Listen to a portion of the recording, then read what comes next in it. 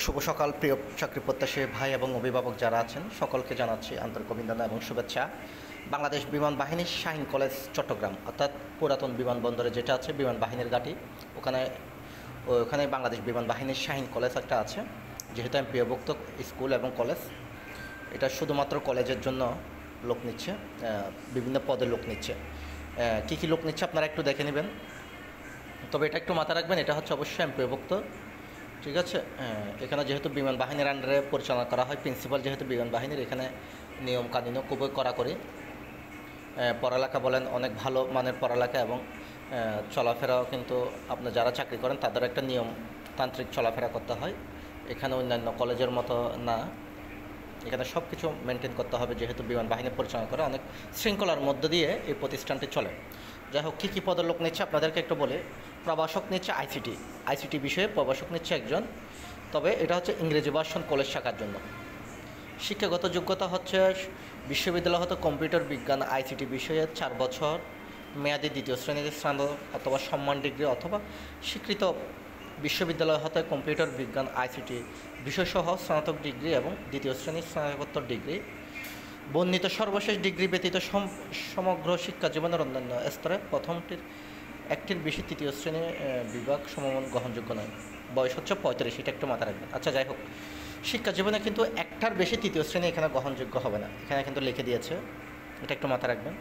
বয়সের ক্ষেত্রে হচ্ছে সর্বোচ্চ 35 পর্যন্ত প্রায়োরিটি দিবে। বেতন স্কেল হচ্ছে নবম গ্রেড। ঠিক আছে, আর এখানে একটা সম্মানী লিখছে 2000 টাকা। এটা বিষয়টা আসলে আপনারা একটু কলেজ ক্যাম্পাসে গিয়ে অথবা কোনো পরিচিত কেউ থাকলে ওখানে আপনারা একটু জেনে নেবেন সম্মানী 2000 টাকা এটা কি। যাই হোক, সহকারী শিক্ষক নিচ্ছে ইংরেজিতে একজন, ইংরেজি ভার্সন মাধ্যমিক শাখার জন্য।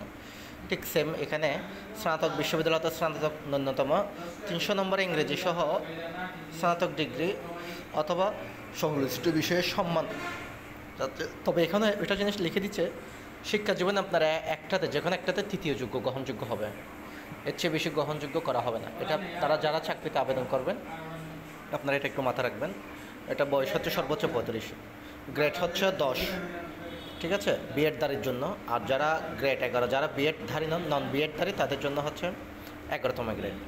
এখানে আপনার শর্তাবলীগুলো দেখেন, সুযোগ সুবিধাগুলো, বেতন স্কেল ও অন্যান্য সুবিধা। যেমন বেতন স্কেল ছাড়া প্রতিষ্ঠানের নিয়ম অনুযায়ী বাড়ি ভাড়া দিবে, চিকিৎসা ভাতা দিবে, বছরে 2টি করে উৎসব ভাতা দিবে। ঠিক আছে,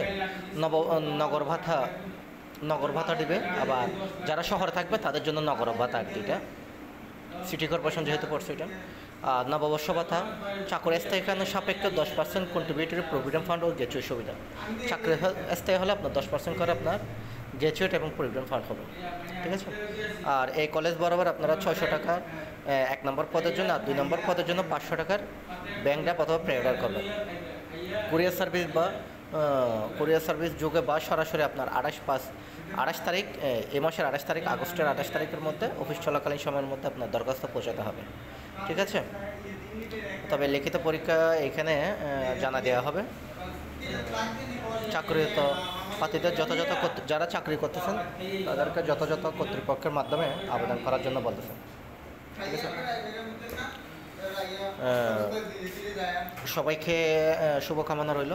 বিমান বাহিনীর কলেজটাতে আপনারা আবেদন করবেন, আশা করি কারো না কারো চাকরি হবে। আমার এই ফেসবুক পেজ এবং ইউটিউবের চ্যানেলের মাধ্যমে যারাই দেখতেছেন তাদের যদি কারো চাকরি হয় আমি ধন্য হব।